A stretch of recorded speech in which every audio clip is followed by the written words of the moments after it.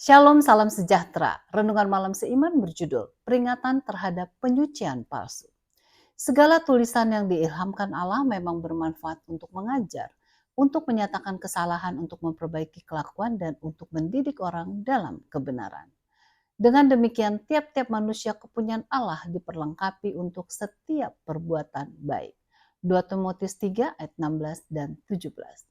Ini adalah judul renungan malam seiman yang aneh karena berbicara mengenai penyucian, akan tetapi penyuciannya adalah sesuatu yang palsu. Apakah benar ada penyucian yang palsu? Peringatan terhadap penyucian yang palsu diberikan oleh karena hal ini bisa terjadi kepada umat Tuhan. Ini merupakan judul tulisan yang berasal dari konferensi di Swedia pada pertengahan bulan Juni 1886. Diterbitkan pada Review and Herald pada tanggal 5 Oktober 1886. Isi dari artikel tersebut adalah sebagai berikut. Pada pertemuan di Orebro, saya didorong oleh Roh Tuhan untuk mempresentasikan hukumnya sebagai ukuran kebenaran dan untuk memperingatkan umat Tuhan terhadap penyucian modern yang palsu, di mana itu berasal dari penyembahan yang didasarkan pada keinginan sendiri ketimbang kehendak Allah. Kesalahan ini telah dengan cepat membanjiri dunia, dan sebagai saksi-saksi Allah kita terpanggil untuk membawa suatu pekabaran menentang hal ini. Hal ini merupakan suatu hayalan pada zaman ini dan akan menjadi ujian bagi mereka yang percaya kepada kebenaran. Mereka yang tidak mempunyai iman yang berakar kuat pada firman Allah akan dituntun kepada hal yang salah. Dan hal ini yang paling menyedihkan dari semuanya adalah sangat sedikit dari mereka yang tertipu oleh kesalahan ini yang dapat menemukan terang itu kembali.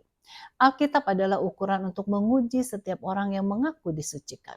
Yesus berdoa agar semua murid dapat disucikan melalui kebenaran dan ia berkata, firman-Nya adalah kebenaran. Yohanes 17 ayat 17. Sementara pemazmur berkata, hukumnya adalah kebenaran. Mazmur 119 ayat 142. Semua yang dituntun oleh Allah akan menghargai suaranya melalui firman-Nya.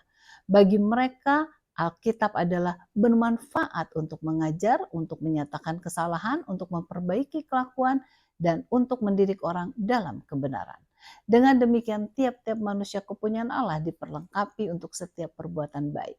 Sebagaimana yang tertulis di ayat inti di atas tadi. Engkau mengenal mereka dari buah-buahnya. Matius 7 ayat 16. Kita tidak memerlukan bukti yang lain untuk membuktikan penyucian diri seseorang.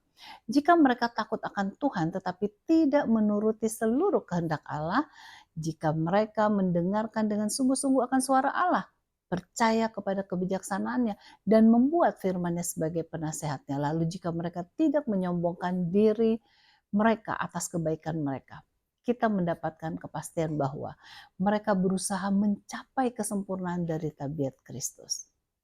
Tetapi jika mereka menyatakan kesucian mereka sampai tidak lagi harus mempelajari firman Allah, maka kita tidak perlu ragukan lagi bahwa penyucian mereka adalah suatu penyucian yang palsu. Mereka bersandar pada pengertian mereka sendiri daripada memastikan kehendak Allah. Kiranya hubungan kita dengan Kristus akan membawa pertumbuhan iman, kehidupan, dan pelayanan. Sehingga semua yang kita buat akan memberikan kemuliaan bagi namanya saja. Tuhan Yesus memberkati.